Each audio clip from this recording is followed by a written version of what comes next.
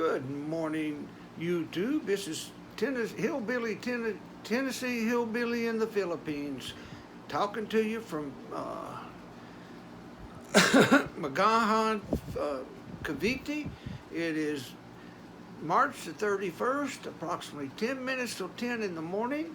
I tried this yesterday, but I ended up just taking a picture of myself instead of a video.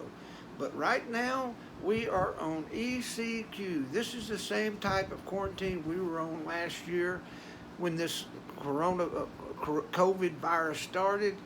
The only exception is that the grocery stores are open.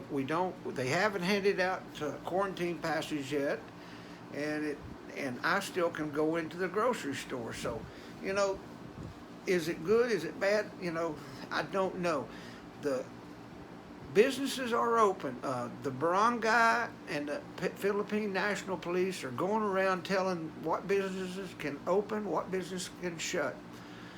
Yesterday, I took Judith out to buy meat. She's a reseller of pork and beef. I took her to the place where she buys, and I was sitting there, and here come these two barangays stood right beside the car. Of course, I had my face shield on and my mask, but in reality, I'm not allowed out. They could have caused some trouble for me, but I sit there like a nice little American, kept my mouth shut, and they just walked on by. They were telling people to put their face shields on, and the people were just paying them no attention. That's the kind of people that they need to talk to. We all need to work together as one to get rid of this COVID virus. It is not going to leave here until we stop it ourselves.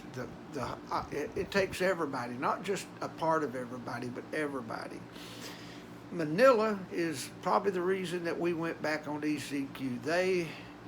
Every place you go, there's more cases. Yesterday it was over 10,000 cases. Sunday was 9,800 and something cases. I mean, this is what brought on the change in the quarantine status. More cases, running out of hospital beds. I'm not a doctor. Don't proclaim to know nothing about this COVID other than I don't want it. But the Chinese, they have donated millions and millions and millions of doses here in the Philippines. The government officials, they started taking it to show the people that it's safe. Now the government people are catching the COVID again. Is that vaccine worth it? No. Right now, China has set many large fishing vessels in the South China Sea that have been under so much, who owns it? Who claims it? China owns it now because they give all the vaccine, and there's not a thing that the Philippines can do. The Philippines can't stand up to China, that's for sure. And there's many more millions of vaccines that needs to come here in the Philippines. From what I understand, the Chinese vaccine is only 50 to 70% effective. Is that good enough to keep everybody from getting it? I don't know. My friends in America, all my friends that I grew up with, they are slowly getting their vaccines. I'm sitting here in the Philippines trying to figure out how to get one, and it seems like to me the only way I'm going to get one is purchase a ticket home and get one, because I don't think they're going to give out vaccines here. And trying to fly out of Manila is going to be impossible for the next month. From what I understand, there's no one coming in, no one going out. The only way to fly into Manila right now with a special permission from the embassy that's closest to you. If you don't have a special visa, you're not going to come into the Philippines right now. It's just they don't want no more cases, and they don't want no more carriers coming in. 2 weeks ago, it sounded like things was just getting ready to, pop wide open for domestic travel. Puerto Galera, the place I go scuba diving, come to the point that no swab test would be required to go. I got my stimulus check. I thought, well, I think I'm going to do that.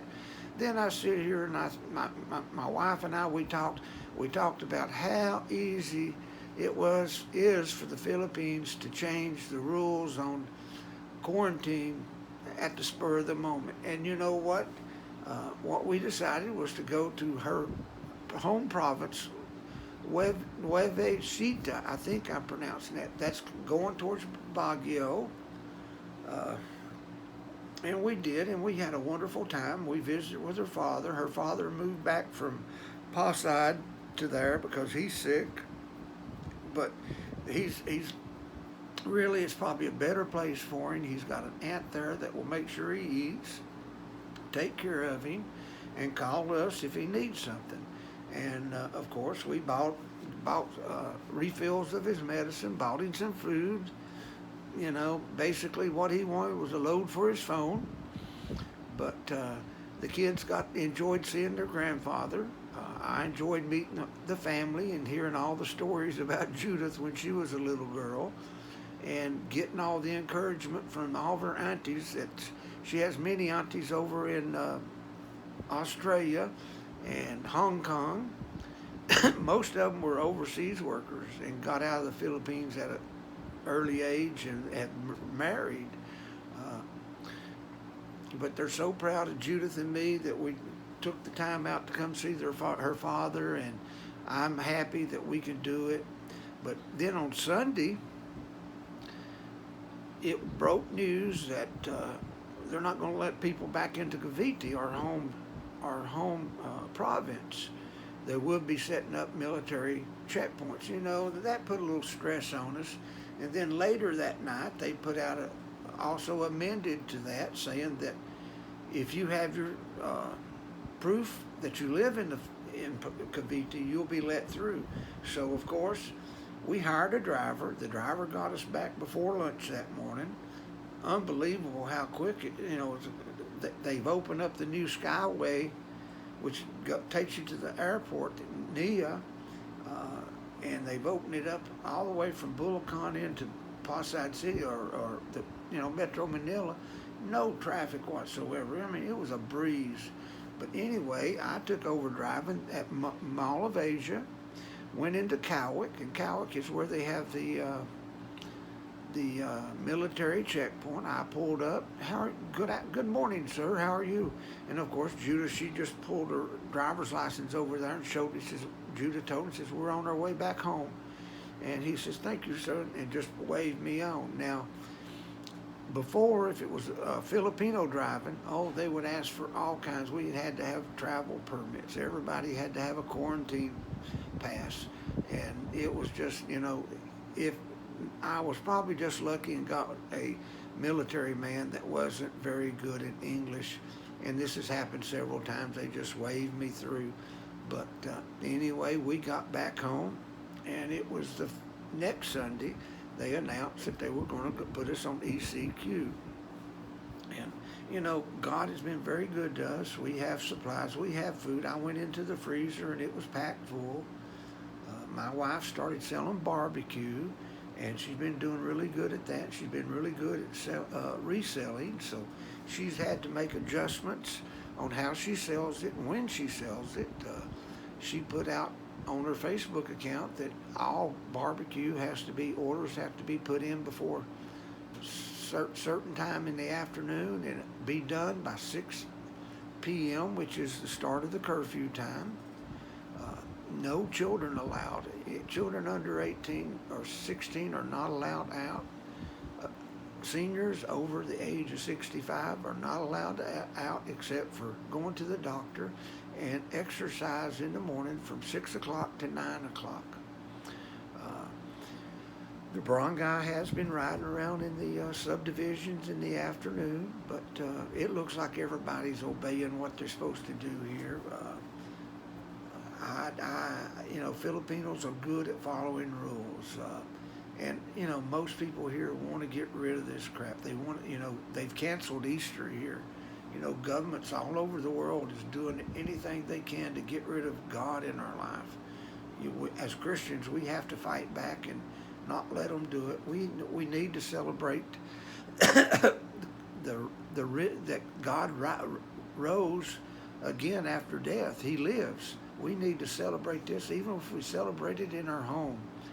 Not let the government take God out of our lives. For God is the most miracle man in the world. He can do anything, and he has in my life, or I wouldn't be here today talking to you. But anyway, I just wanted to redo this video. I'm not proficient in talking as some of these guys on this YouTube channel, but if you like what you hear, click the like button. Subscribe if you haven't already. I'm just an old-timey country boy from the hills of East Tennessee. That I've been here since 2012 full time. I started coming over here in 2005. And on periodic trips, and finally I cut the cord in 2012. Got married, bought a house, bought a car, put our kids in school. I mean, this is my life now. This is my retirement, and I enjoy it, even though we're going through the worst pandemic the world has ever seen. I do not believe I'd want to be in America right now. There's too much crap going on. Too many people hate each other. Too many people don't follow rules. But anyway, guys, if you got anything, any comments, just leave it. If you want to talk to me on Facebook, it's richardreed.com, Richard Reed Facebook account. Just like it sounds, my email is in the, it's rdreed2004@gmail.com. I'll take any questions. I'll answer them to the best of my ability. I'll give you what happened to me, and you take it from there, because I've done a lot here: getting married, buying a house, buying a car, traveling here, scuba diving here, going on vacation here. Everything here is somewhat of a challenge. I mean, even before the pandemic, doing things is a challenge. You're American, you're a foreigner, you're a very rich person to these people, and they know you aren't, and we know as foreigners, most of us aren't rich. We're just rich to them. We're rich because we have most of us will have some kind of retirement disability income coming in, which is much more than what these people make in a year, I'm telling you. But anyway, thank you for listening. This is Tennessee Hillbilly in the Philippines, signing off, and thank you, and God bless, and I hope you have a wonderful day. Thank you.